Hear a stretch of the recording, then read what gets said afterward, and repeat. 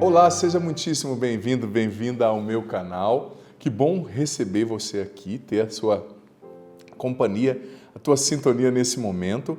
Hoje, dia 24 de janeiro, quarta-feira, nós celebramos São Francisco de Sales, bispo e doutor da Igreja. Nasceu em Saboia em 1567, ali na França, divisa, na região ali da Suíça, França, naquela divisa ali, né? Ordenado sacerdote, trabalhou muito pela restauração da fé católica em sua pátria.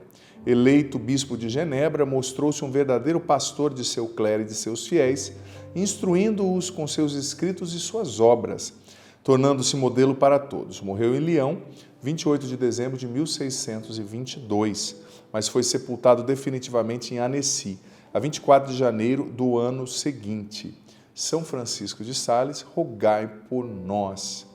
Seja muito bem-vindo, bem-vinda ao meu canal, que bom receber você aqui. Se você é novo, nova no canal, por favor, se inscreva agora no canal, ative o sininho das notificações para você saber sempre que entrarem conteúdos novos aqui e deixe agora seu joinha, seu like, sua curtida nesse vídeo para você me ajudar a evangelizar, tá bom?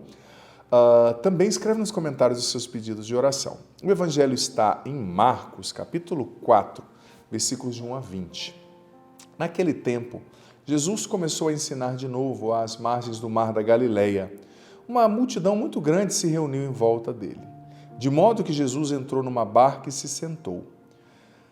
Enquanto a multidão permanecia junto às margens na praia, Jesus ensinava-lhes muitas coisas em parábolas, e em seu ensinamento dizia-lhes: Escutai, o semeador saiu a semear.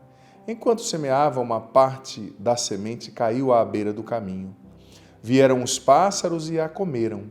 Outra parte caiu em terreno pedregoso, onde não havia muita terra. Brotou logo, porque a terra não era profunda.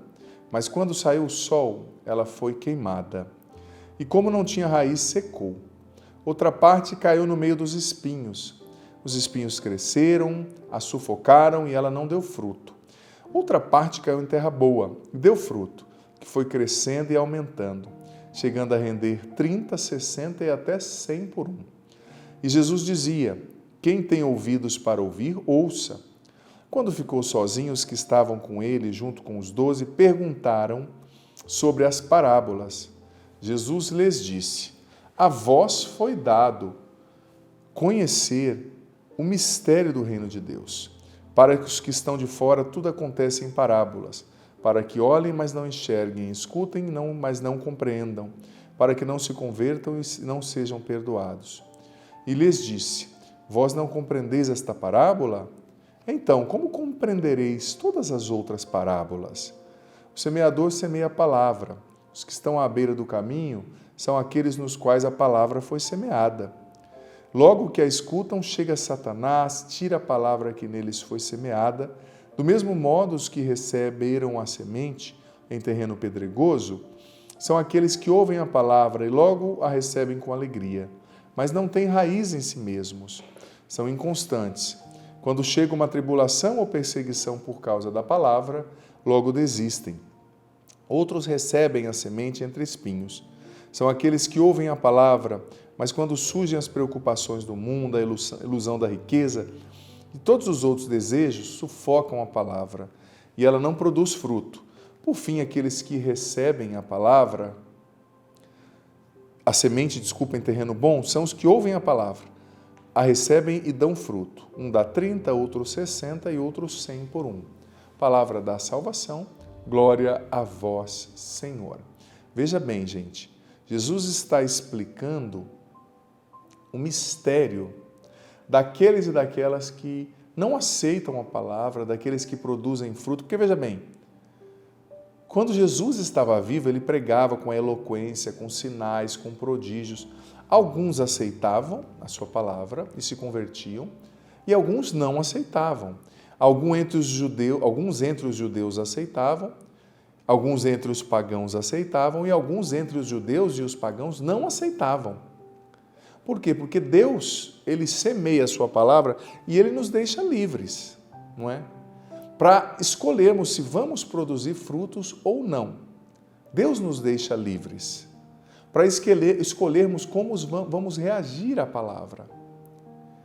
A palavra de Deus hoje, nessa homilia, está sendo semeada no seu coração.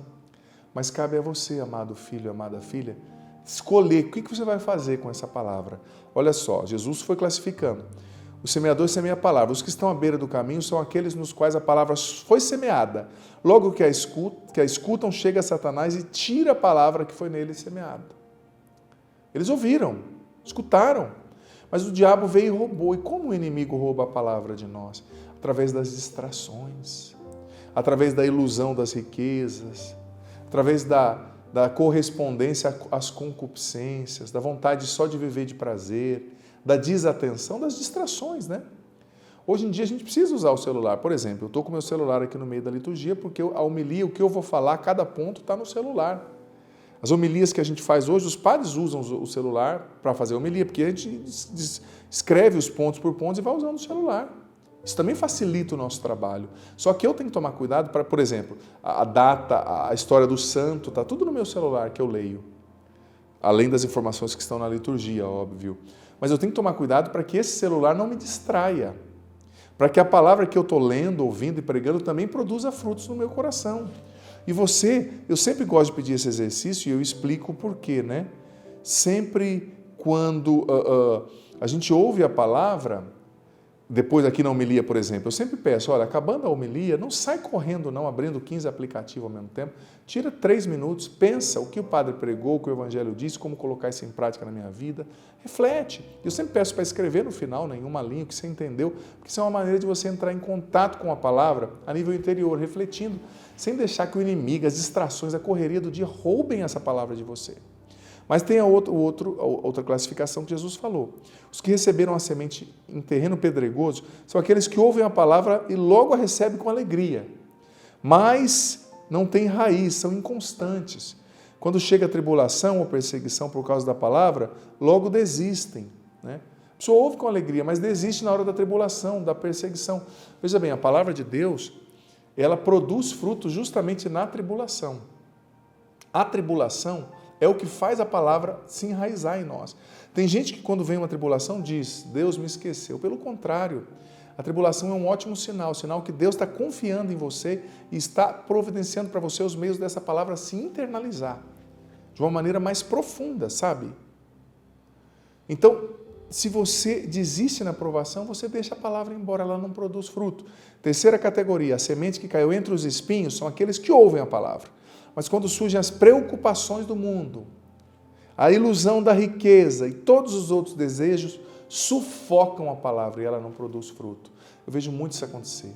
Quanta gente boa, gente, que teria tanto para oferecer para o reino de Deus, que ouve a palavra, mas daí fica preocupado, eu tenho que ganhar dinheiro, eu tenho que ser melhor que o outro, eu tenho que ter beleza, eu tenho que conquistar as coisas, eu não vou deixar de ir na festa para ir na igreja, eu não vou deixar de ir no baile funk, de ir em tal lugar, de ir fazer tal coisa para ir à igreja, eu não vou renunciar a amizades por Deus.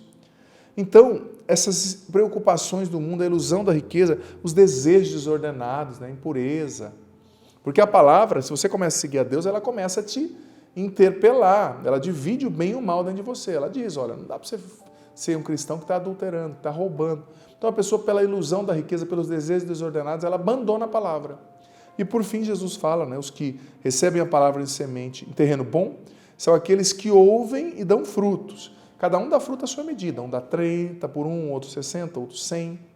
Mas é preciso ouvir a palavra e guardar essa palavra no coração. E permitir que ela dê frutos em nós, gente. Porque essa é a palavra que nos salva. Não permitamos que o inimigo roube a palavra do nosso coração. O Senhor esteja convosco, Ele está no meio de nós, que desça sobre vós, sobre a vossa escuta da palavra de Deus, a bênção do Deus Todo-Poderoso, Pai, Filho e Espírito Santo. Amém? Dita que agora eu quero guardar a palavra. Nossa frase de hoje, testemunho público de fé. Eu quero guardar a palavra, tá? E também escreve aqui nos comentários, como o Padre já disse, o que você entendeu dessa reflexão, o que ficou forte para você. Isso é muito importante. Deus ilumine você.